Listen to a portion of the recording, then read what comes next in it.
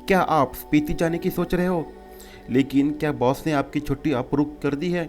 खैर, उसमें तो मैं आपकी मदद नहीं कर सकता हूँ, लेकिन स्पीति ट्रिप प्लान करने में मैं आपकी मदद ज़रूर करूँगा, फिर चाहे वो आपके फैमिली के साथ हो या आपके पार्टनर के साथ।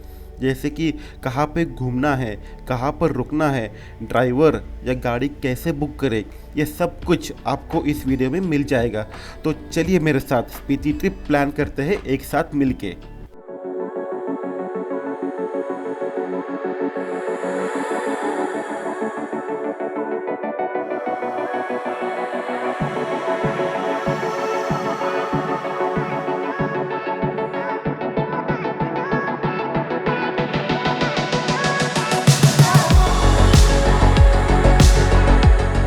एक साल पहले की बात है जब मैं और मेरी वाइफ स्पीति घूमने के लिए गए थे। वो लगभग 20 दिन की एक लंबी ट्रिप थी जहाँ पे हमने पूरा स्पीति एक्सप्लोर किया। हमने वहाँ के कल्चर को अपनाया, हिमाचल का लोकल फूड ट्राई किया और होटल में ना रहकर हम लोगों के घर पर रुके, उनके साथ घूमे और स्पीति की बहुत सारी यादें समेट ली। आज के इस वीडियो में हम देखेंगे कि स्पीति ट्रिप पूरी फैमिली के साथ कैसे प्लान करें, किन चीज़ों का ध्यान रखें, कौन सा सामान साथ में होना चाहिए, इन सब के बारे में हम आज बात करेंगे। पूरा सामान पैक करके हम पुणे एयरपोर्ट तो आ गए, लेकिन हमारी फ्लाइट लगभग 1.5 घंटा डिले हो चुकी थी। पुणे से हवा में उड़कर हम दिल्ली तो आ गए, लेकिन सफ़र अभी बाकी था। एयरपोर्ट से सामान उठा के हम आ गए दिल्ली स्टेशन पर, वो भी भागते भागते। लेकिन यहाँ भी हमारी कालका एक्सप्रेस लगभग 4 घंटे देरी से चल रही थी। रात का सफ़र पूरा करके हम आ गए कालका स्टेशन पर दूसरे दिन की सुबह। अब हमारे पास शिमला के इस टॉय ट्रेन का टिकट तो नहीं था, लेकिन टीसी के साथ जुगाड़ करके हम इस ट्रेन में बैठ गए और वादियों का मज़ा उठाते उठाते शिमला कब आया पता भी नहीं चला। उस दिन हम शिमला घूमे और जल्दी सो गए, क्योंकि कल सुबह स्पीति के लिए जो निकलना था। एक बात बताओ, वैसे तो पुणे से शिमला आने में ही हमारे 2 दिन चले गए थे। अब एक्चुअल में तीसरे दिन से हमारी स्पीति ट्रिप शुरू होने वाली थी। हमने पूरे ट्रिप के लिए कार बुक की थी जिसका रेंट था पर डे 4000। मैंने उसके सारे डिटेल्स डिस्क्रिप्शन में दे दिए हैं। तो इस बार हम जा रहे थे शिमला से साराहान की ओर, जो कि पहाड़ पर बसा एक छोटा सा और बहुत ही सुंदर गांव है। साराहान की दूरी शिमला से लगभग 150 किलोमीटर के आसपास होगी और यहाँ पहुँचने में हमें 7 से 8 घंटे लग गए।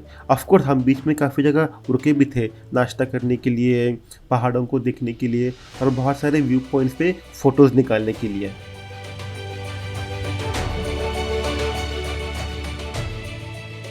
ये है साराहान का मेन अट्रैक्शन, भीमकाली मंदिर। हिंदू और तिब्बतन कला का अद्भुत नज़ारा इस मंदिर में हमें देखने को मिलता है। वैसे तो मंदिर काफ़ी बड़ा है, अगर आप सच में मंदिर को पूरी तरह से एक्सप्लोर करना चाहते हैं तो 2 घंटे आराम से यहाँ पे निकल जाएंगे। ये था हमारा होटल, सस्ता और काफ़ी अच्छा भी। यहाँ का खाना भी हमें काफ़ी अच्छा लगा। इस होटल में हमारे जो रूम थी ना, उसकी एक बात मुझे बहुत अच्छी लगी और वो थी इसकी बालकनी। यहाँ से जो व्यू दिख रहा था ना, मतलब भाई साहब पूरे के पूरे पैसे वसूल हो गए। गर्मा गर्म चाय, भजिए और आपके प्यार के साथ अगर ऐसा सनसेट मिल जाए तो ज़िंदगी में और क्या चाहिए। उसी बालकनी से जब आप देखते हो कि पहाड़ों की सफ़ेद बर्फ़ पर सूरज की पहली किरणें, जब आप सुनते हो पंछियों की मधुर आवाज़, जब आप महसूस करते हो हिमालय की सर्द ठंडी हवाएं, आप बस कहीं पे खो जाते हो। वैसे स्पीति की लंबी ट्रिप में साराहान के लिए एक दिन काफ़ी है। भीमकाली मंदिर के अलावा यहाँ पे और भी काफ़ी जगह है घूमने के लिए। होम स्टे से लेकर महंगे होटल भी यहाँ पे आपको मिल जाएंगे। एक बात बताओ, साराहान एक बहुत ही शांत और सुकून वाली फीलिंग है। आज है हमारी ट्रिप का चौथा दिन। नाश्ता करके हमें सुबह जल्दी निकलना था। हम जा रहे थे साराहान से रकचम की ओर, लेकिन बीच में ना हम एक स्टॉप लेने वाले थे जो कि था सांगला में। हम जब भी सांगला की बात करते हैं तो कामरू फोर्ट के बिना वो बात पूरी नहीं होती। सांगला हिमाचल के हिसाब से एक बड़ा शहर है। रहने और खाने के लिए यहाँ पे बहुत सारे ऑप्शन आपको मिल जाएंगे। वैसे सांगला वैली जो है ना, वो यहाँ से लेकर इंडिया का फर्स्ट विलेज छितकुल और आगे चाइना बॉर्डर तक फैली हुई है। यहाँ का हर एक रास्ता, हर एक मोड़ आपको अलग अलग नज़ारे दिखाएगा। हिमाचल के कस्बे हो या यहाँ के छोटे छोटे गांव, हर एक की अपनी अपनी एक अलग ही कहानी है। सांगला वैली में लगभग सभी गांव इसी बसपा नदी के किनारे ही बसे हुए हैं। जब भी हम किसी गांव से गुजरते थे, ऐसा लगा कि कुदरत इन पर बहुत ही मेहरबान है। ऐसा ही ये हिमाचल का एक छोटा सा गांव। सांगला में जो कामरू फोर्ट है ना, वो पहाड़ के ऊपर है, तो ऑलमोस्ट 1 घंटे का ट्रैक करके ऊपर जाना पड़ता है। थकान तो बहुत होती है, लेकिन ये हिमालय की वादियाँ आपको रुकने नहीं देती। ऊपर पहाड़ी पर फोर्ट के साथ साथ कामाख्या देवी और बद्रीनाथ जी का भी मंदिर है। यहाँ के लोग ऐसा मानते हैं कि इस फोर्ट में 33 कोटि भगवान रहते हैं। ये 7 मंजिल वाला सांगला फोर्ट लगभग 1300 से 1400 साल पुराना है। ये फोर्ट पूरा लकड़ी से बना हुआ है। फोर्ट के अंदर तो हम नहीं जा सकते, तो सिर्फ बाहर से ही हम फोर्ट देख सकते हैं।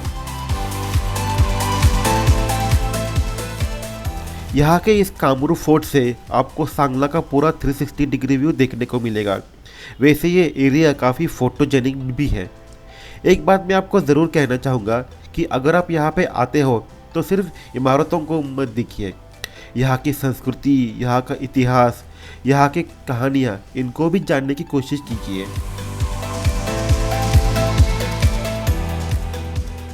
सांगला का यह कामरू फोर्ट बहुत सालों तक कई सारे साम्राज्य और राजाओं का महल रह चुका है। आज भले ये फोर्ट कमज़ोर दिख रहा है, लेकिन एक ज़माना था जब ये फोर्ट शान से, मजबूती से हिमालय की पहाड़ों पर टिका हुआ था।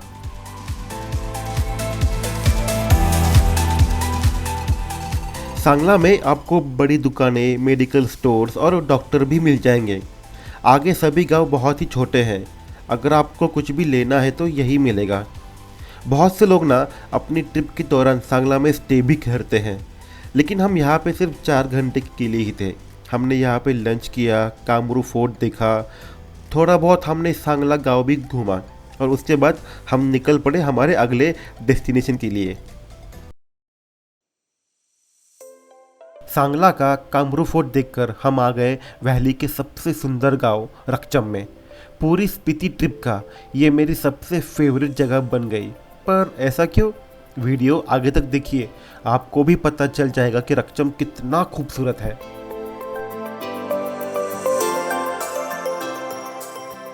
अब तक हमें सबसे ज़्यादा ठंड रकचम में ही देखने को मिली। इस गांव की चारों तरफ बस पहाड़ ही पहाड़ है। मोस्ट ऑफ द टाइम ये पहाड़ तो कोहरे में ही ढके हुए दिखे हमको। तो पहले दिन हम निकले रकचम गांव को एक्सप्लोर करने के लिए, देखने के लिए कि ये गांव कितना खूबसूरत है।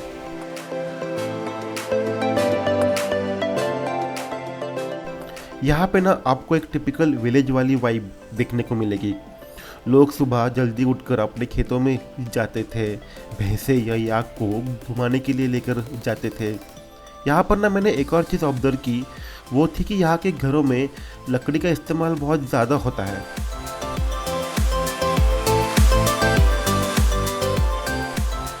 हमें तो ऐसा लग रहा था कि हम बस यहीं पर रुक जाए।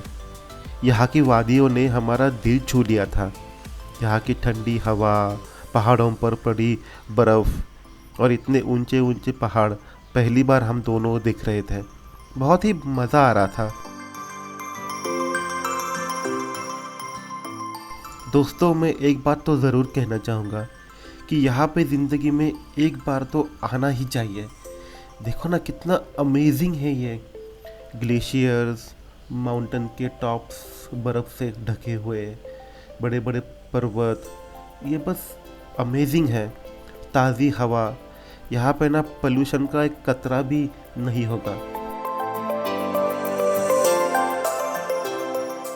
गांव के बगल से ही बसपा नदी बहती है। लगभग पूरा गांव नदी के एक तरफ बसा हुआ है। गांव में होम स्टे के काफ़ी सारे ऑप्शंस आपको मिल जाएंगे, सस्ते, सुंदर, टिकाऊ से लेकर महंगे तक। यहाँ पे कई सारे होटल्स भी हैं। नदी के उस पार सिर्फ रिजॉर्ट्स, होटल्स और टेंट सर्विस है। यहाँ के कुछ रिजॉर्ट्स मैंने देखा काफ़ी महंगे हैं। तो नदी के एक साइड में गांव और लोग रहते हैं, तो नदी के दूसरी तरफ उनकी खेती है। जैसे कि मैंने कहा था, नदी के एक तरफ पूरा गांव बसा है और दूसरी तरफ है होटल्स, रिजॉर्ट्स और टेंट सर्विसेज। जब नदी में बहुत सारा पानी बहता है ना, तब ये ब्रिज पर खड़े होके देखिए कितना डर लगता है।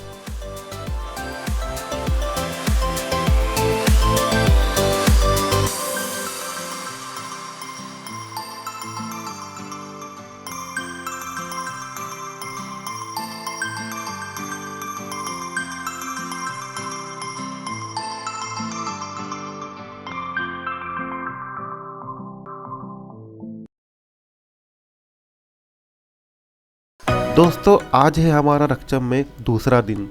दिन की शुरुआत हमने की 2 बड़े बड़े आलू के पराठों से, वो भी मक्खन के साथ। वैसे तो रक्षम में ब्रेकफास्ट करने के ज़्यादा ऑप्शंस हैं नहीं। ये जो ढाबा है ना, ये एक आंटी जी चलाती है। उनके हाथों का टेस्ट बहुत ही बढ़िया है। उसी टेस्ट के चक्कर में हमने बैठे बैठे पर हेड 3-3 आलू के पराठे खा लिए।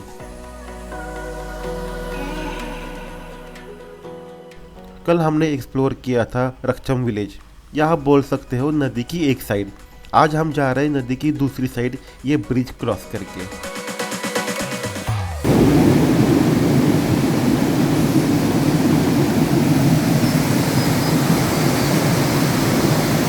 कल रात यहाँ पे तेज़ बारिश हो गई थी, तो नदी में पानी थोड़ा ज़्यादा है।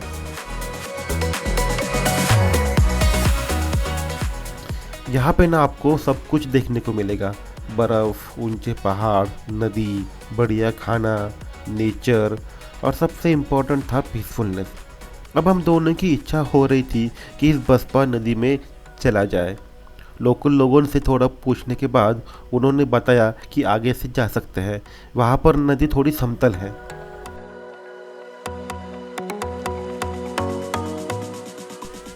इस पूरे रास्ते पर, या कहो कि इस पूरे एरिया में सिर्फ हम दोनों ही थे। एक रोमांटिक वाली फीलिंग आ रही थी। हम बस चलते जा रहे थे, इन वादियों का मज़ा उठाते हुए। ठंडी हवा हमें सहला रही थी। यहाँ के ऊंचे पेड़ हमें बुला रहे थे। यहाँ के पंछी हमें गाना गाने को मजबूर कर रहे थे। हम बस चलते जा रहे थे।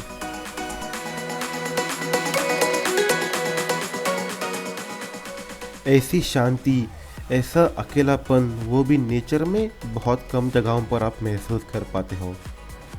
पता नहीं चल रहा था कि हम फिर से एक दूसरे के प्यार में खो गए थे या फिर इन रक्षम की वादियों में।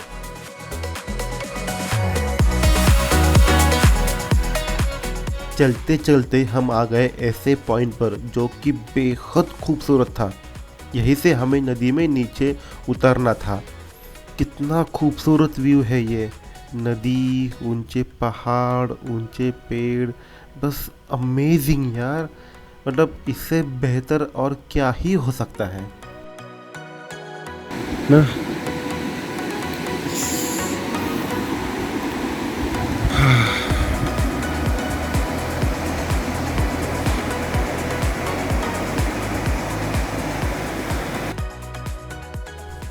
और फाइनली हम नदी के किनारे आ गए। नदी का पानी इतना ठंडा था कि हाथ डालते ही पूरा का पूरा बदन बर्फ बन गया।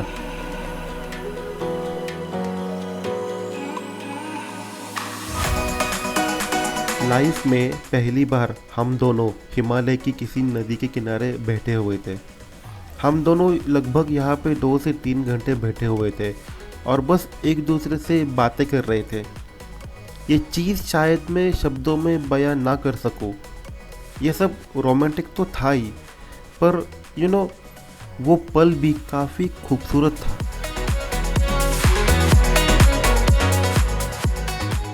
कुछ नहीं भाई, बस बातें कर रहे थे, कि यहाँ पर एक ज़मीन लेंगे, उसके ऊपर एक बहुत बड़ा मकान बनाएंगे और हमेशा के लिए यहीं पर रहने के लिए आ जाएंगे।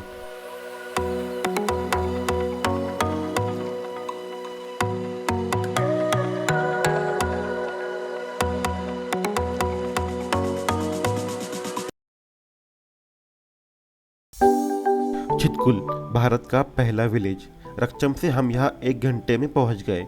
चितकुल में आते ही इस छोटे विलेज ने हमें इसकी कुदरती सुंदरता से सम्मोहित कर लिया। खेत, हिमालय की बर्फ से ढकी चोटियाँ और ये बहती हुई सुंदर नदी, ये सब देख के हम बस एक ही शब्द बोले, वाओ। भूख तो हम दोनों को बहुत लगी थी, तो हमने इस हिंदुस्तान के आखिरी ढाबे पर लंच कर लिया। लंच करने के बाद हमने हमारे टेंट में चेक इन कर लिया और उसके बाद हम निकल लिए चितकुल घूमने के लिए। तो ऑब्वियसली हम पहले पहुंचे नदी के किनारे और वहाँ बैठे बैठे हम मस्ती करने लगे। वहाँ बैठ के सबसे बढ़िया टाइम पास था पानी में पत्थर फेंकना। मैंने यहाँ पे एक और चीज़ नोटिस की कि यहाँ पे नदी का बहाव थोड़ा ज़्यादा था। यहाँ पे ना एक चीज़ देखने के बाद मन को बहुत बुरा लगा। यहाँ की नदी में कूड़ा करकट बहुत था। पकी हुई मैगी, अंडे, रैपर्स, लिटरली लोगों ने चिप्स भी पानी में फेंके थे। और तो और नदी के आसपास तो प्लास्टिक की बोतलें भर भर के पड़ी हुई थी। हम इंसान जहाँ भी जाते हैं ना, उस जगह का सत्यानाश करके आते हैं। मेरी ना सबसे हाथ जोड़ के एक विनती है कि ऐसी सुंदर जगह पे ना अपना कचरा मत फेंकिए, अपना कचरा साथ में लेकर जाइए और उसको प्रॉपर जगह पे डाल दीजिए। अब कोई भी ट्रिप बिना फोटो और वीडियो के तो पूरी नहीं होती, बराबर ना। चितकुल में आपको home stay, hostel, tent service या फिर होटल ऐसा सब कुछ मिल जाएगा। कुछ टेंट नदी के किनारे हैं तो कुछ टेंट पहाड़ के ऊपर है। हमारा टेंट भी ऐसे ही नदी के ऊपर था और यहीं से हम उतरकर नदी के किनारे तक पहुंच गए थे।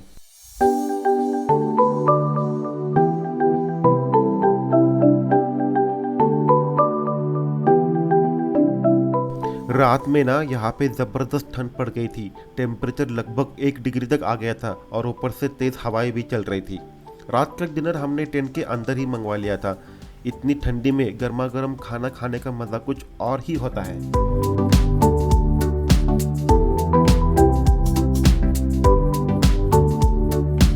चलो देखते हैं कि डिनर में क्या है। ये लोकल आलू की लोकल सब्ज़ी, ये लगता है ये होगी राजमा की दाल फॉर श्योर। हाँ वही है। इसमें होगा गर्मा गर्म राइस। देख के तो ऐसे ही लग रहा है। देखते हैं, हाँ पक्का ये तो राइस ही है। और इसमें तो पक्का रोटी ही होगी ये साइड वाले में। यस, चलो अब मस्त हम खाना खा लेते और फिर सो जाते हैं।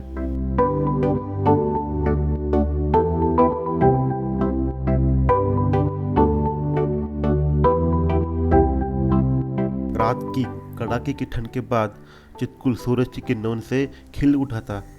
सुबह के 7 बजे हैं, सूरज अपनी चरम पर है, लेकिन अभी भी काफ़ी ठंड लग रही थी।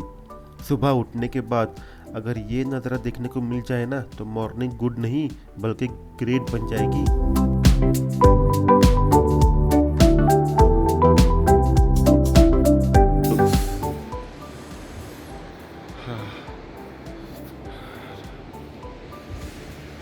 So let's go.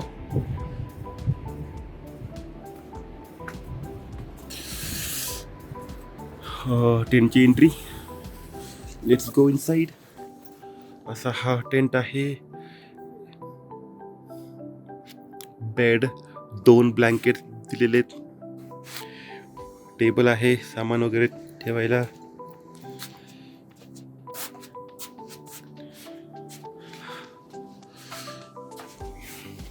चार्जिंगसाठी एकच पॉईंट आहे आणि इथेच टेंटच्या आतमध्ये आहे आपल्याला बघायला मिळतं वॉशरूम. अशा पद्धतीनं वॉश बेसिन आहे, नळ आहे आणि western commode. Guys, this is where I am staying at Chitkul and this is the amazing view. कल यहाँ पे टेम्परेचर -4 डिग्री तक पहुँच गया था. हमने जो बॉटल ली थी मिनरल वाटर की, वो पूरी जम गई थी।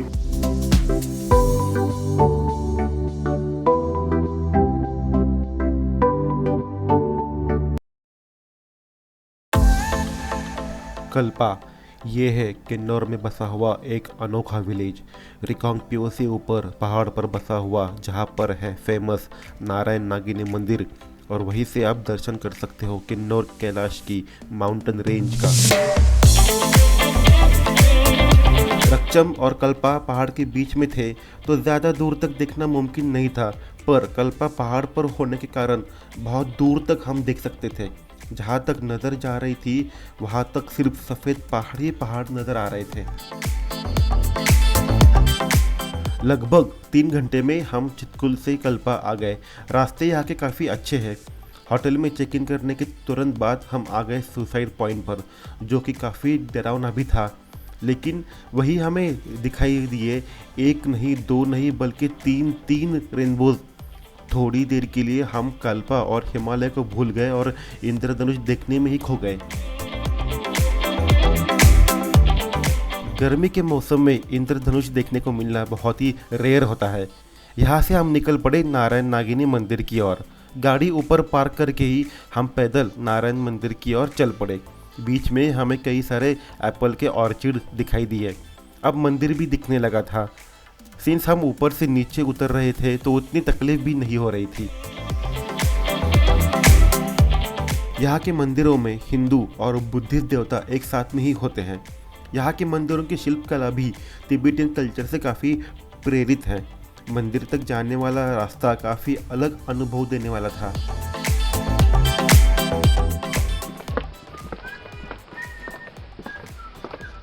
So we are lucky that temple is still open.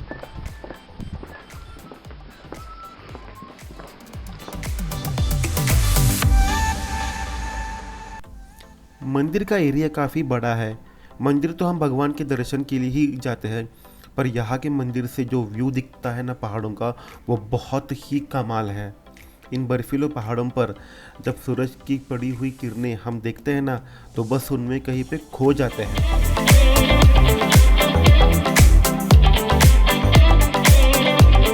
यहाँ के मंदिर से किन्नौर कैलाश पर्वत का जो व्यू दिखता है ना, वो तो आपके होश उड़ा देगा। लेकिन यहाँ का नारायण नागिनी मंदिर भी कोई कम अद्भुत नहीं है।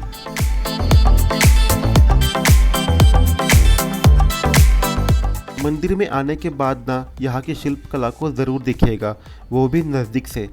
यहाँ पर मैंने एक और चीज़ ऑब्जर्व की, वो थी कि यहाँ पे ना दीवार में एक लेयर लकड़ी की और उसके ऊपर पत्थर, इस तरह से मंदिर का निर्माण किया गया था।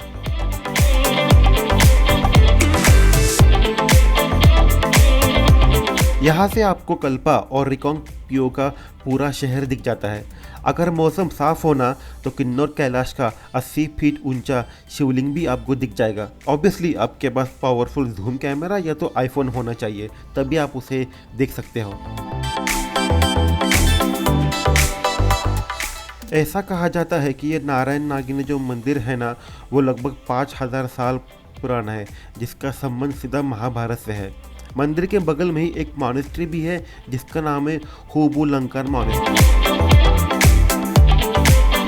एक बात कहूँ, कल्पा में ना हमें मज़ा तो बहुत आया, लेकिन समय के कारण हम ज़्यादा एक्सप्लोर नहीं कर पाए। अगली बार जब भी आएंगे ना तो यहाँ पे थोड़ा ज़्यादा रुकेंगे।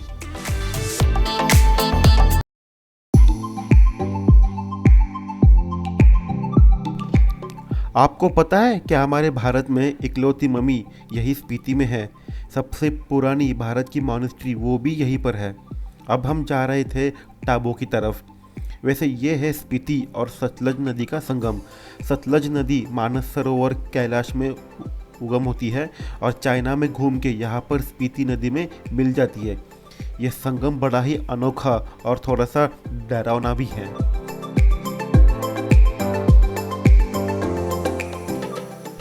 स्पीति नदी का पानी एकदम साफ और ट्रांसपेरेंट दिख रहा था, लेकिन सतलज नदी के पानी में बहुत सारी मिट्टी होने के कारण वो थोड़ा सा धुंधला दिख रहा था। स्पीति नदी का पानी नीला भी दिख रहा था, लेकिन सतलज का थोड़े से मिट्टी के कलर जैसा। एक बात बताओ, इस जगह को ना खाप संगम इस नाम से भी जाना जाता है। इस पॉइंट से आगे ऑफिशियली स्पीति वैली शुरू हो जाती है।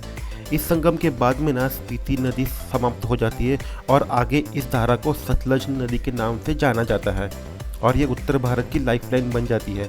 इसी सतलज नदी पर बना है भाखरा नांगल डैम।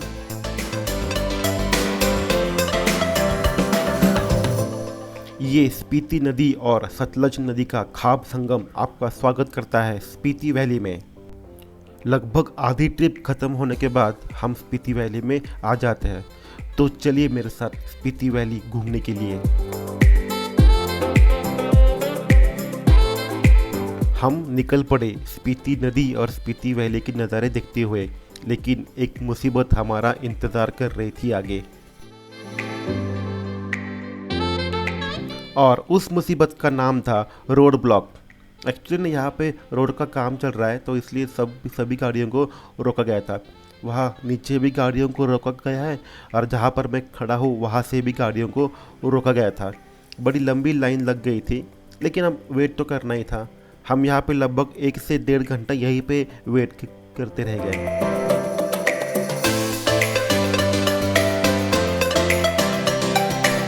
खाप संगम के बाद नेक्स्ट स्टॉप था मम्मी को देखना। इस विलेज का नाम है गुई और ये है गुई स्तूपा या मॉनेस्ट्री। यहाँ पे बहुत कम टूरिस्ट आते हैं। इस विलेज में ना आपको सिर्फ होम स्टे ही देखने को मिलेंगे। मुझे ना ये विलेज काफ़ी शांत लगा और यहाँ पे ना आप मटेरियलिस्टिक वर्ल्ड से बिल्कुल ही कट ऑफ हो जाते हो। आई वुड सीरियसली एडवाइस कि यहाँ पे एक स्टे ज़रूर करना है। यहाँ की मम्मी को देखने के बाद हम निकल पड़े टाबू के लिए। रात बहुत हो गई थी, तो इसलिए हमने होटल में चेक इन करके सीधा खाना खाया और आराम करने लगे। यहाँ पर ना हमने ट्राई किया स्पीति को लोकल फूड। ये है थेंतुक और ये था पोटैटो फक्से।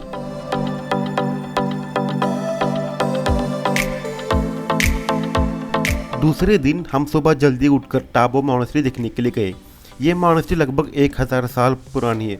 ऑफ कोर्स इसका समय समय पर पुनर्निर्माण भी होता आया है। आपको ना यहाँ पे पुराने मटके भी अवशेष देखने को मिलेंगे, जिसको पूरी तरह से मिट्टी से कवर किया गया है।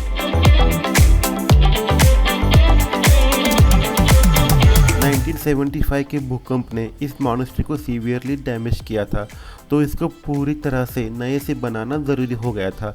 अब के जो दलाई लामा है वो यहाँ पर अराउंड 1983 के साल में आए थे। उन्होंने यहाँ पर कालचक्र नाम की एक विधि या एक प्रोसेस होती है उसको पूरा किया था। तो जब ये कालचक्र नाम की विधि पूरी हो गई तो उसके बाद ना यहाँ पे मंदिर का निर्माण कार्य शुरू किया गया था।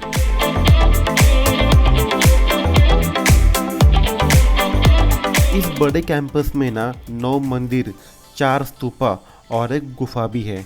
पुराने ज़माने में ये एक इम्पोर्टेंट ट्रेड राउट था भारत और तिब्बत के बीच में।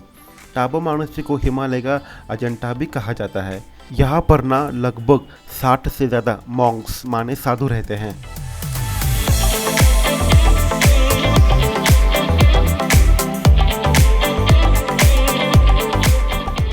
यहाँ पर ना एक मुख्य मंदिर है। उस मंदिर के अंदर कैमरा लेकर जाना मना है। ये मुख्य मंदिर और मॉनेस्ट्री का पूरा कॉम्प्लेक्स देखने में आपके आराम से 2 से 3 घंटे निकल जाते हैं। यहाँ के सारे निर्माण को अगर आप इतिहास से जोड़ ले तो ही आप टाबो मॉनेस्ट्री को समझ सकते हैं।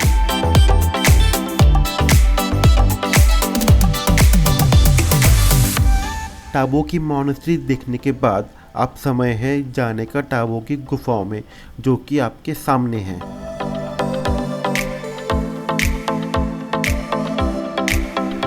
टाबो की ये गुफाएं मुझे ठीक ही लगी, इतना कुछ खास नहीं था। बट ये बात अच्छी लगी कि यहाँ पे आप माउंटेन को क्लाइंब करके आते हो और यहाँ से जो टाबो का आपको एक सुंदर नज़ारा दिखाई देता है ना, वो भाई साहब कमाल का है। यहाँ पे अगर आप एक बात नोटिस करेंगे ना, तो स्पीति वैली मतलब पूरा रेगिस्तान है। सिर्फ टाबो गांव आपको हरा भरा दिखाई देगा, बाकी सब का सब रेगिस्तान। एक पेड़ तक नहीं मिलेगा आपको।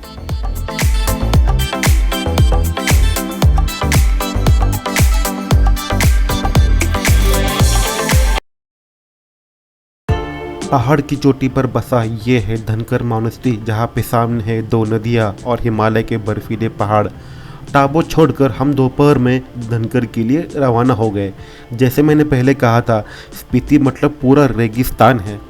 भले ही यहाँ की हवा ठंड हो, लेकिन धूप में निकलते ही गर्मी से स्किन जल रही थी, and at the same time ठंड भी उतनी ही लग रही थी। ये है स्पीति नदी का रिवर बेड, जहाँ पर इसकी विड्थ 500 मीटर से भी ज़्यादा है। धनकर में होटल कम मिलेंगे, होमस्टे यहाँ पर बहुत है। चेक इन करके हम फ्रेश हो गए और कुछ स्नैक खा के हम धनकर एक्सप्लोर करने के लिए चले गए। यहाँ पर है मॉनेस्ट्री, फोर्ट और लेक, जो कि 2 घंटे का ट्रैक है।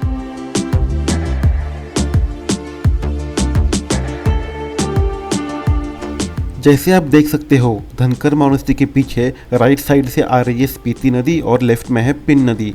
दोनों नदी का संगम यहीं पर होता है। हमारा नेक्स्ट डेस्टिनेशन पिन वैली में ही है।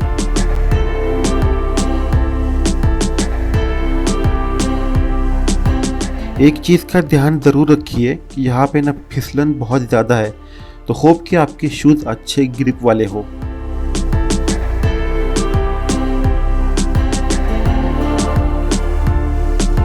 धनकर विलेज का ये फोर्ट और यहाँ से जो नज़ारा दिखता है ना, वो बहुत ही अमेजिंग है।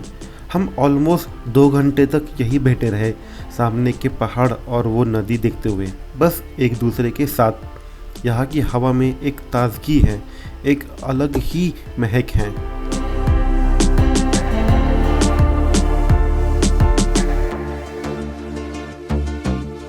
मज़ा तो तब आएगा जब यहाँ पे अंधेरा होगा।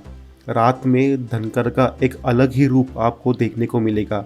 धनकर रात में पूरी तरह से शांत हो जाता है। रात के जो कीड़े होते हैं ना, उनकी भी आवाज़ यहाँ पे नहीं आती। अगर ये तारे बोल पाते तो रात भर उन्हीं की आवाज़ से धनकर गूंज उठता है।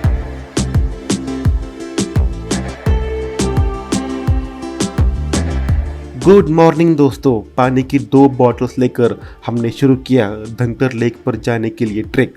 लोगों ने बताया कि झील तक पहुंचने में 1.5 से 2 घंटे लग जाएंगे।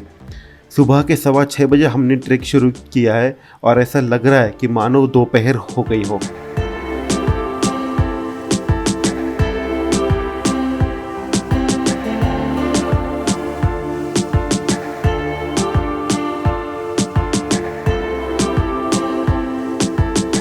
ये जो धनकर लेक का ट्रैक है ना, ये बिल्कुल भी मुश्किल नहीं है।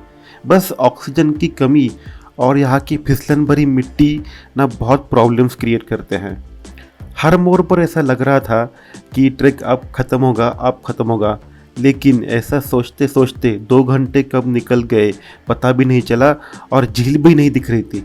लग रहा था कि हम कहीं खो तो नहीं गए।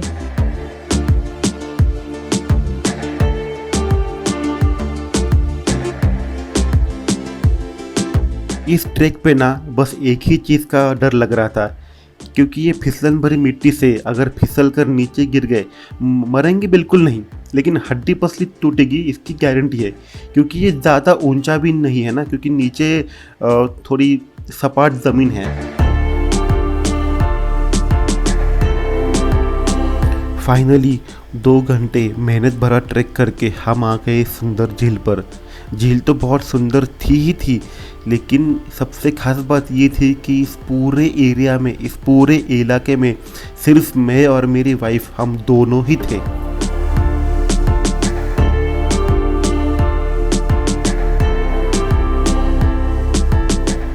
नॉर्मली हम जब किसी भी टूरिस्ट प्लेस पर जाते हैं तो वहाँ पे हमेशा भीड़ देखने को मिलती है, पर यहाँ पे ना ऐसा बिल्कुल नहीं था। हमने इस झील को पूरे अच्छे से देखा, पूरा एरिया एक्सप्लोर किया, बहुत मज़ा आया। मतलब उस दिन जाके पता चला कि भीड़ ना होने का मतलब क्या होता है।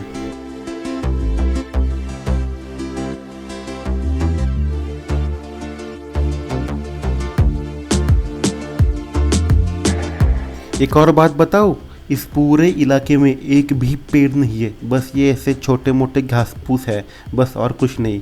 ऊपर मोबाइल की रेंज भी नहीं आती, तो मेक श्योर कि आपके पास इनफ सप्लाई हो।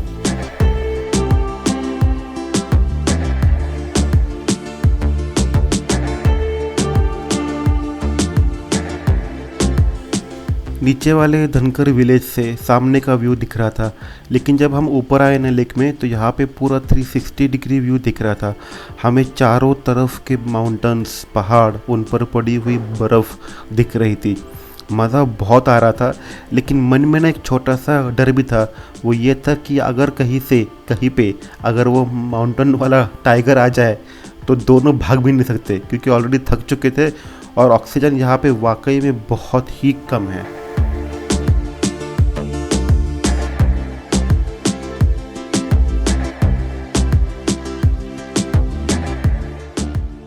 इस पूरे इलाके में और इस पूरी झील में सिर्फ हम दोनों ही थे, तो सोचा कि झील में जाके थोड़ा स्विमिंग कर ले। पर जैसे ही झील में मैंने हाथ डाला, पता चला कि ये बहुत ही गलत आइडिया होने वाला है, क्योंकि पानी बहुत ही ज़्यादा ठंडा था। पानी में हाथ डालते ही पूरे बदन पर रोंगटे खड़े हो गए, इतना ठंडा था।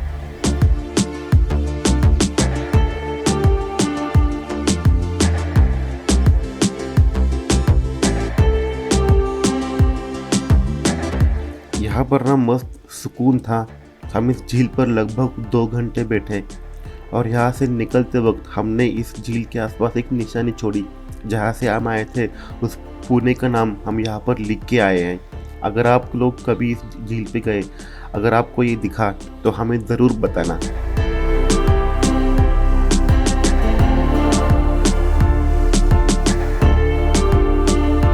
इस झील का पानी एक छोटे से झरने से आता है। एटलीस्ट तब तो ये झरना छोटा था।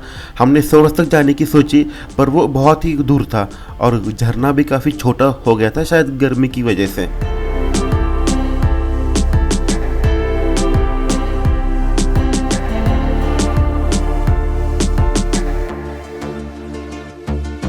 एक इम्पॉर्टेंट बात इस ट्रैक के बारे में मैं ज़रूर बताना चाहूँगा कि वो है कि यहाँ पे ना आपको ग्रिप बिल्कुल ही नहीं मिलती। जैसे कि आप देख सकते हो, ये पूरी मिट्टी और पत्थर ही है। इस वजह से क्या होता है ना, आप जहाँ भी पैर रखो, अगर वहाँ की मिट्टी अगर पक्की ना हो तो बस वो फिसलन भरी बन जाती है।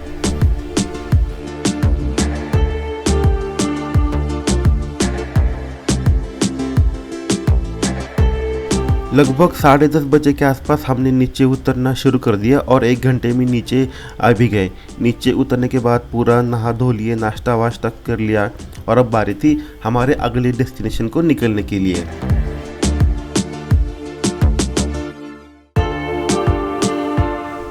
अब वक्त आ गया था इस प्यारे से छोटे से गांव को अलविदा कहने के लिए। पर ये अलविदा नहीं था, ये एक प्रॉमिस था कि हम वापस डंकर में ज़रूर आएंगे।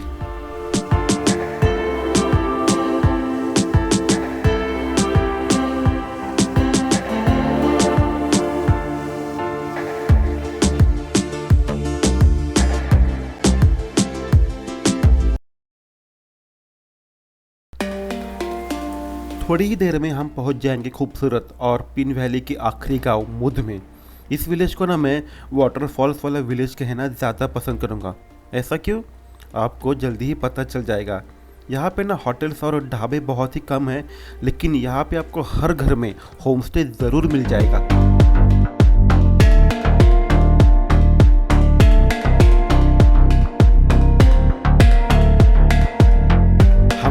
डंकर के पहाड़ों से जो संगम देखा था, याद है ना, स्पीति नदी और पिन वैली का, तो वहीं से पिन वैली शुरू होती है।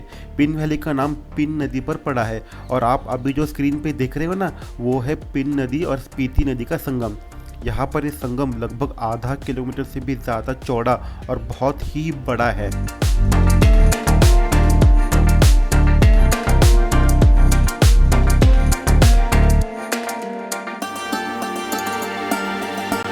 पिन वैली में जाते वक्त आपको कई सारे नज़ारे देखने को मिलेंगे जो कि स्पीति वैली से थोड़े अलग है।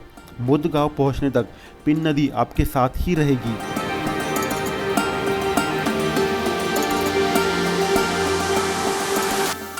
यहाँ पर ना आपको कई सारे झरने, ब्रिज, अलग अलग रंगों के पहाड़, ऐसा आपको बहुत कुछ देखने को मिलेगा। पिन वैली आपको बिल्कुल भी निराश नहीं करेगी।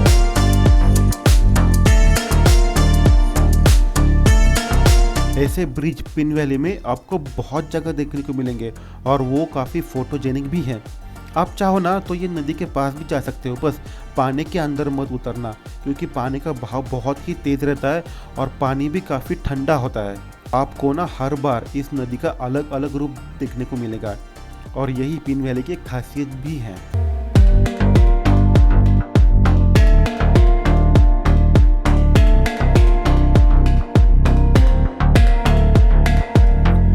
पिन वैली में कई छोटे मोटे गांव हैं और आज हम रुकेंगे मुद गांव में, जो कि पिन वैली का आखिरी गांव है। यहाँ पर ना हमारा 2 दिन तक रुकने का प्लान है। ऑफ कोर्स हम यहाँ पे पिन वैली घूमेंगे और थोड़ा आराम भी करेंगे। हमें लगभग 10 दिन हो गए इस ट्रिप पर आए हुए। कल मतलब 11th day will be just for the rest. Of course हम मुद विलेज तो ज़रूर घूमेंगे।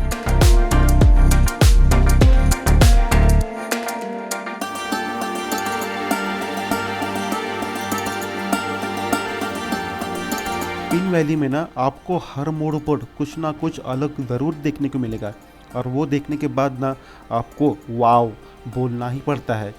आपको याद है शुरू में मैंने कहा था कि मुद एक वाटरफॉल का विलेज है। इस गांव में हमने लगभग 8 से 10 वाटरफॉल देखे और ये है यहाँ के झरने। ये सारा पानी जो है ना पहाड़ के ऊपर जो ग्लेशियर है वहाँ से आ रहा है और ये पानी पूरे साल भर आता रहता है।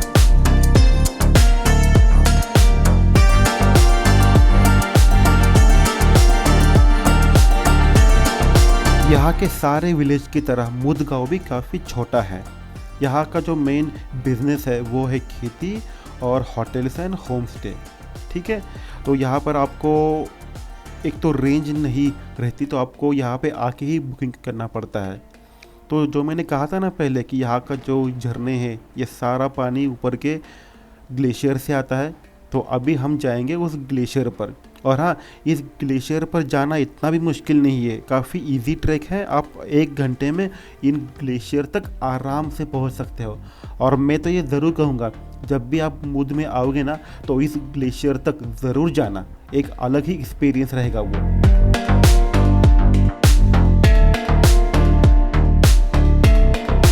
मैंने अपनी लाइफ में पहली बार ग्लेशियर देखा और वहाँ तक गया भी, ग्लेशियर को छुआ भी। भले ही वो ग्लेशियर काफ़ी छोटा था but still it should be count as experience.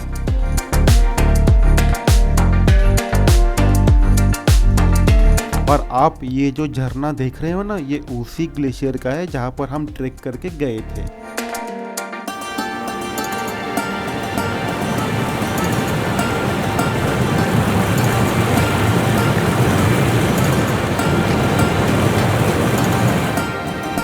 मुद गांव में ना हम जैसे लोकल कल्चर में घुल मिल गए। यहाँ के लोगों से बातें की, उनके साथ घूमे फिरे, उनके खेत देखे और यहाँ के हमने लगभग सारे वाटरफॉल्स को एक्सप्लोर किया। कुछ वाटरफॉल्स का पानी इतना साफ़ था कि आप पी भी सकते हो, लेकिन कुछ का बहुत ही ख़राब था।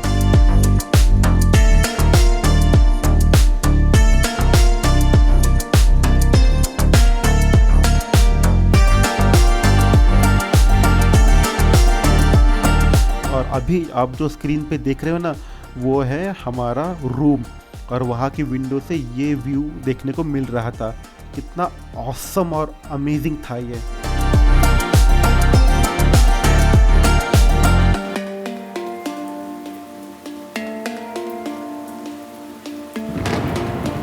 एक बात मैं ज़रूर कहना चाहूँगा, हम दोनों को भी मुद गाँव बहुत ही पसंद आया और यहाँ पे हमने जो 2 दिन रुकने का फ़ैसला किया था वो सही में वर्थ था। और मैं आपको भी यही कहूँगा कि आप मुद में ना 2 दिन ज़रूर रुकिए।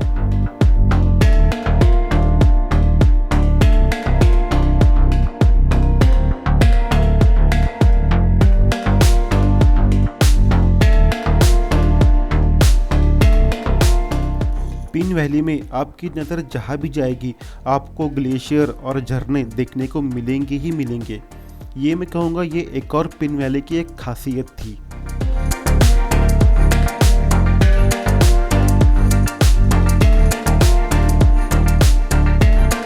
दो दिन आराम करने के बाद अब बारी थी अगले डेस्टिनेशन को निकलने के लिए।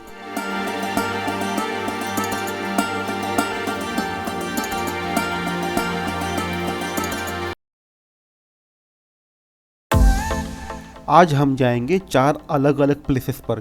और सबसे पहले प्लेस का नाम है लांगझा, एक इतना छोटा गांव जहां पर 100 से ज़्यादा लोग नहीं रहते।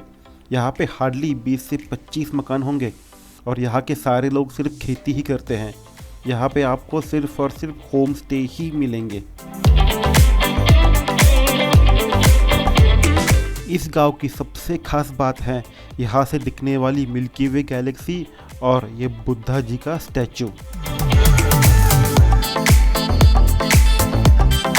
एक और बात, और ये सबसे ज़रूरी बात है, ये जगह कमज़ोर फेफड़े वालों के लिए बिल्कुल भी नहीं है। यहाँ पे ऑक्सीजन लेवल पूरी स्पीति में सबसे कम है। अगर आपको कुछ भी परेशानी है लंग्स की या सांस लेने की, तो मैं ये सलाह ज़रूर देना चाहूँगा कि आप लांगझा में बिल्कुल भी मत जाइए। अगर आपको फिर भी जाना है तो कम से कम समय वहाँ पर रुकिए। कुछ लोगों को काजा में स्टे करना पसंद है, तो कुछ लोग यहीं पर रुक जाते हैं ताकि वो रात को मिल्की वे देख सके और तारों के नीचे सो सके।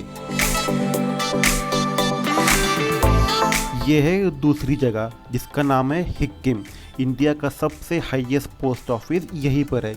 ये जगह लांगझा से पास में ही है, ज़्यादा दूर नहीं है। यहाँ से आप अपने सारे दोस्तों को या परिवार वालों को यहाँ से आप लेटर भेज सकते हो। हमने भी यहाँ से लेटर भेजने की कोशिश की और यू कैन से हमने यहाँ से लेटर भेजे, पर एक भी लेटर किसी को भी नहीं मिला। पता नहीं क्यों, हमने सारे स्टिकर या स्टैम्प तो लगाए थे।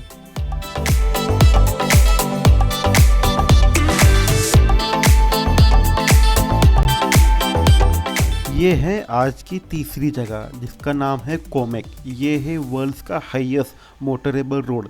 इसका मतलब ये कि ये दुनिया की ऐसी ऊंची जगह है जहाँ पर आप कार या कोई भी व्हीकल लेके जा सकते हो। ये भी गाँव बहुत ही छोटा है। यहाँ पर भी ऐसा बहुत कुछ देखने लायक अलग ऐसा कुछ है नहीं, बस लैंडस्केप और पहाड़ आपको यहाँ पे आराम से देखने को मिल जाएंगे। बट ये है कि यहाँ पर अगर आप स्पीति में आते हो तो यहाँ पे जाना तो बनता है। यहाँ पे आइए, फ़ोटोशूट वगैरह कीजिए, चाय पानी नाश्ता करके निकल जाइए।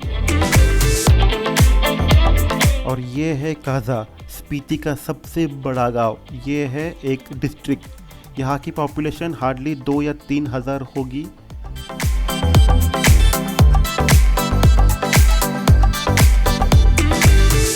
आज रात हम इसी शहर में स्टे करेंगे।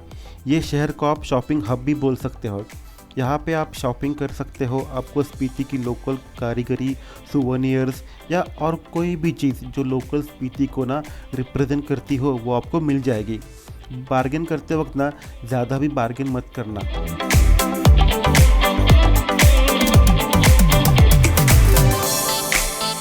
ऐसा मैंने इसलिए कहा क्योंकि यहाँ की ज़िंदगी जो है ना वो इतनी भी आसान नहीं है। यहाँ पे लोग थोड़े बहुत एक्स्ट्रा पैसे टूरिस्ट से या फिर कहो कि टूरिज़्म से कमा पाते हैं।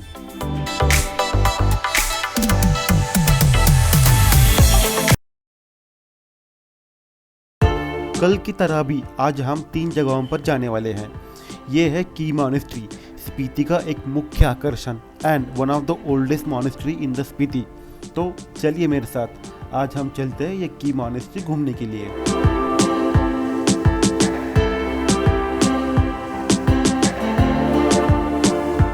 की मॉनेस्ट्री से आपको 360 डिग्री व्यू आराम से मिल जाता है। आप कहीं भी खड़े रहिए।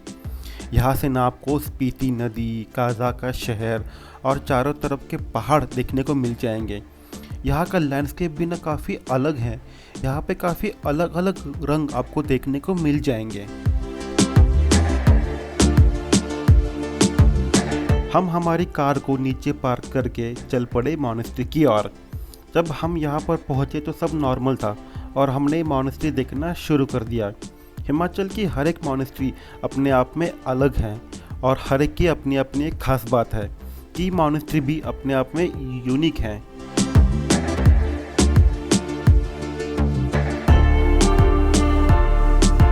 जब हम ये मॉनेस्ट्री देख रहे थे तो अचानक से तेज़ हवाएं चलने लगी, बहुत तेज़, और नदी की तरफ देखा तो वहाँ पे दिखा एक बहुत बड़ा तूफान। ऐसा लग रहा था कि मानो ड्रैगन ही नदी के ऊपर से आ रहा हो। और ये जो आपको धूल दिख रही है ना, वो लगभग आसमान तक जा रही थी।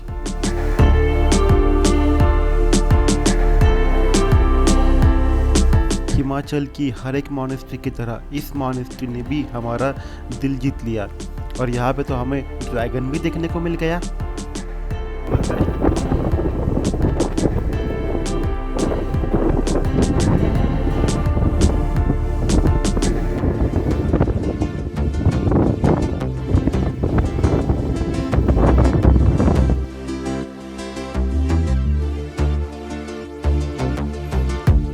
मॉनेस्ट्री के बाद अगला डेस्टिनेशन था चीचम ब्रिज, जो है स्पीति का सबसे ऊंचा पुल। इस पुल का ना एक रूल है, एक बार में एक ही गाड़ी पुल पर रहेगी। ये चीचम ब्रिज यहाँ की एक छोटी नदी पर बना हुआ है। देखना है ये नदी कितनी गहरी है, बहुत ही ज़्यादा गहरी है। और ना यहाँ पर हवाएं भी बहुत तेज़ चलती हैं।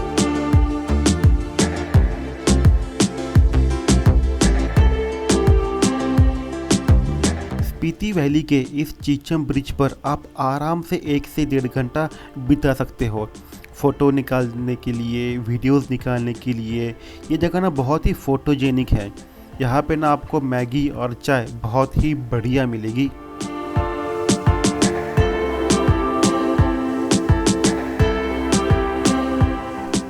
हमने तो ना यहाँ पर बहुत सारे फ़ोटो खींचे और बहुत सारे वीडियोस भी बनाए। हमारा फ़ोन नीचे गिरते गिरते रह गया।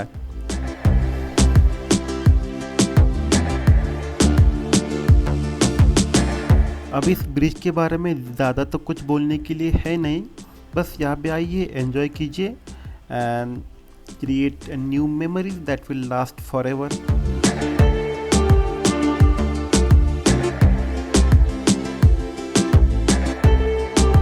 हमने दिन की शुरुआत की थी की मॉनेस्ट्री से, उसके बाद हम आए ये चीचम ब्रिज पर और अभी आगे हम जा रहे किब्बर। ये भी स्पीति का एक छोटा सा गांव है जहां पर आज हम स्टे करेंगे।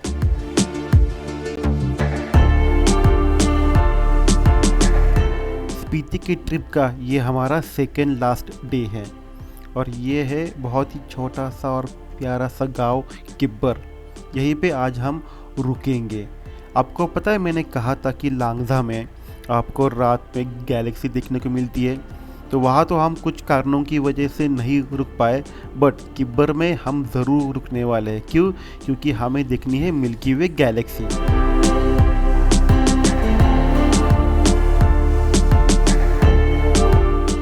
इस छोटे से गांव में आपको होटल तो नहीं पर प्रोफेशनल होम स्टे मिल जाएंगे। इसका मतलब ये कि होम स्टे ही, पर इन्होंने अच्छे से अलग से रूम बना के रखे हैं।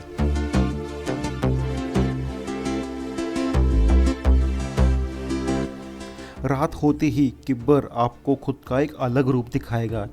कुछ ही बत्तियाँ और रोड लाइट्स यहाँ पे आपको देखने को मिलेंगी।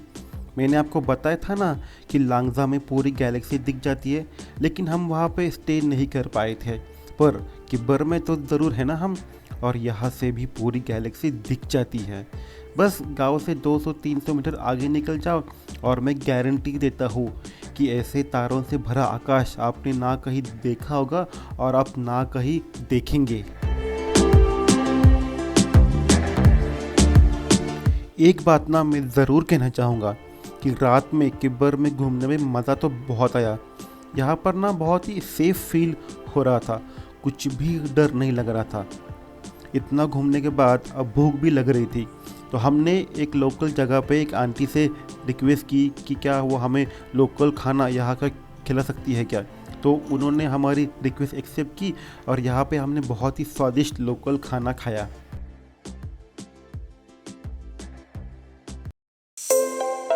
पूरी स्पीति ट्रिप का ये है आखिरी डेस्टिनेशन, सबसे अमेजिंग प्लेस, और वो है ये चंद्रताल लेक। साल के सिर्फ 6 महीने ही आप यहाँ पे आ सकते हो। ये कोई गांव या विलेज नहीं है, यहाँ पर है सिर्फ ये खूबसूरत लेक और कैंप साइट।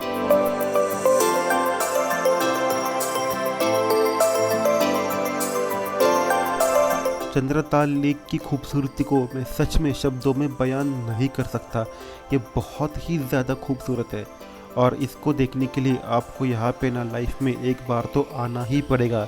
इस चंद्रताल लेक का संबंध सीधा हमारे महाभारत से भी जुड़ा हुआ है।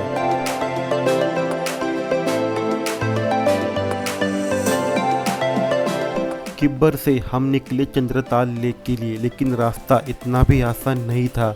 ये पूरा का पूरा ट्रैवल ऑफ रोड ही है। इस रूट पे आपको मिलेंगे माउंटेन पास, गड्ढे, झरने जो कि रास्तों पर से गुजरते हैं। हम निकले थे सुबह 9 बजे और लगभग शाम के 4 बजे हम पहुंचे बेस कैंप में। अब तक के पूरे ट्रैवल में हमारे साथ में थी स्पीति नदी, अब हमारे साथ में है ये चेनाब नदी।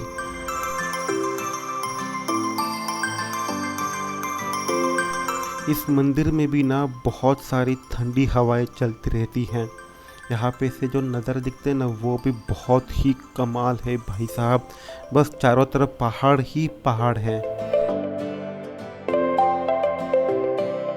चंद्रताल तक जाने वाला रास्ता कुंजुम नाम के घाट से ही जाता है और ये कुंजुम पास के पहले आता है कुंजुम माता का मंदिर। माना जाता है कि ये माँ पार्वती ही है। यहाँ के लोगों का ऐसा मानना है कि यहाँ पर मांगी हुई सारी मन्नतें पूरी हो जाती हैं। इस मंदिर की रचना हिंदू और तिब्बतियन संस्कृति का एक अनोखा संगम है।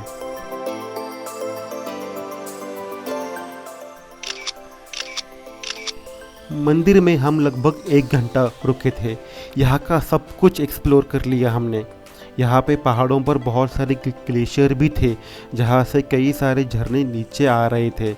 यहाँ पे और भी ना रुकने का मन हो रहा था, लेकिन फिर आगे निकलने के लिए देर हो जाती।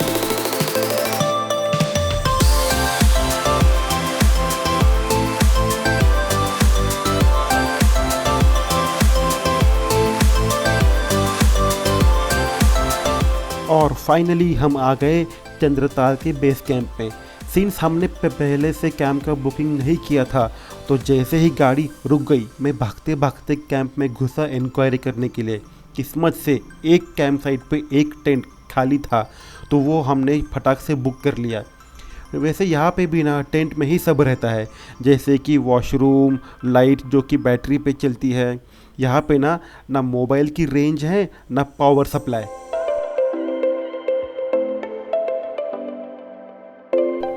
कैंप साइट में चेक इन करने के बाद हम गाड़ी में बैठकर पार्किंग तक चले गए और फिर वहाँ से लेक के लिए ऑलमोस्ट 2 किलोमीटर का ट्रैक करना पड़ता है।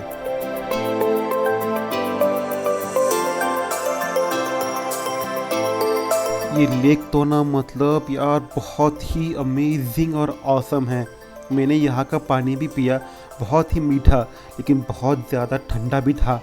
लेक का पानी इतना क्लिस्टर क्लियर है कि नीचे की सतह तक आपको आराम से दिख जाएगी।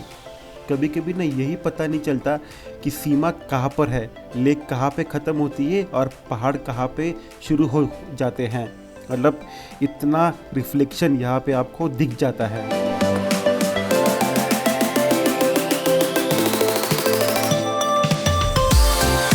ये चंद्रताल लेक जो है ना, ये चारों तरफ से खुली होने के कारण यहाँ पे हवाएं भी काफ़ी तेज़ चलती है, जिस वजह से हमें ठंड भी बहुत लग रही थी। यहाँ पर ना बेवकूफ़ लोगों की बिल्कुल भी कमी नहीं है। कुछ लोग इस लेक में स्विमिंग के चक्कर में डूबकर मर भी चुके हैं। जैसे कि मैंने पहले कहा था, इस लेक का संबंध सीधा महाभारत से भी जुड़ा हुआ है। तो उस कहानी के अनुसार पांडव जब वनवास में थे ना, तब युधिष्ठिर अपनी आत्मा से बिछड़ गए थे और खुद भगवान इंद्रदेव युधिष्ठिर को यहीं से स्वर्ग में लेकर गए थे, वो भी अपने रथ में बैठाकर। चंद्रताल लेक एक नशा है और हम दोनों भी उस नशे में डूब गए थे इन पहाड़ों को देखते हुए।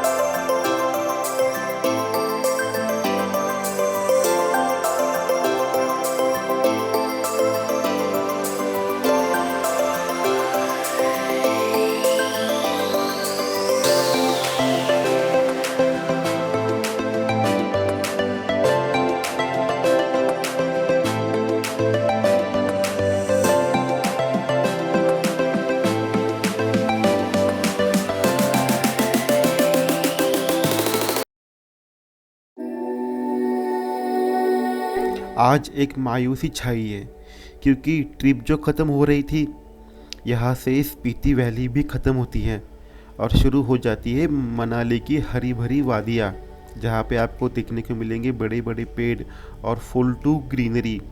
हम थोड़ा इमोशनल भी हो रहे थे। आज हम दोनों मनाली में ही रुकेंगे, थोड़ा बहुत शॉपिंग करेंगे और फिर कल निकलेंगे हम मनाली से दिल्ली के लिए और फिर वहीं से पुणे। इस ट्रिप में आपके पास क्या होना चाहिए? अच्छे ग्रिप वाले जूते, जो कि बहुत ही ज़रूरी है अगर आप ट्रैक करना चाहते हो तो, छाता बारिश और सूरज से बचने के लिए, मेडिसिन और सनस्क्रीन वो भी बहुत सारी, ठंड से बचाव करने वाले कपड़े, एयरटेल और जियो दोनों के नंबर आपके पास होने चाहिए क्योंकि कुछ जगह पे एयरटेल काम करता है तो कुछ जगह पे जियो काम करता है। उसके बाद आपके पास होना चाहिए खाना पचाने के लिए डाइजेस्टिव, फिर चाहे आप झंडू पंचारस यूज़ कीजिए या जो भी आपका पसंदीदा डाइजेस्टिव हो वो। आधार कार्ड, क्योंकि वो आपको कई जगह पे दिखाना पड़ता है। और साथ में आपके होने चाहिए कैश, एटलीस्ट 10,000 रुपये तो आपके पास होने चाहिए। अगर कहीं पे इंटरनेट नहीं चलता है तो ये पैसे आपके बहुत काम में आएंगे, फॉर एग्जांपल चंद्रताल और मूद में।